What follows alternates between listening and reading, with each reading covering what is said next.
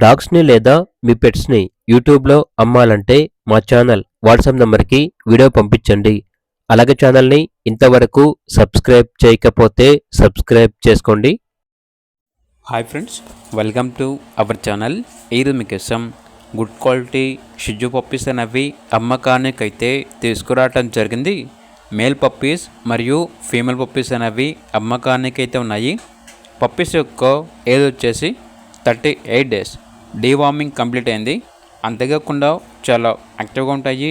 ఎటువంటి health problems అనేవి ఏమీ లేవు.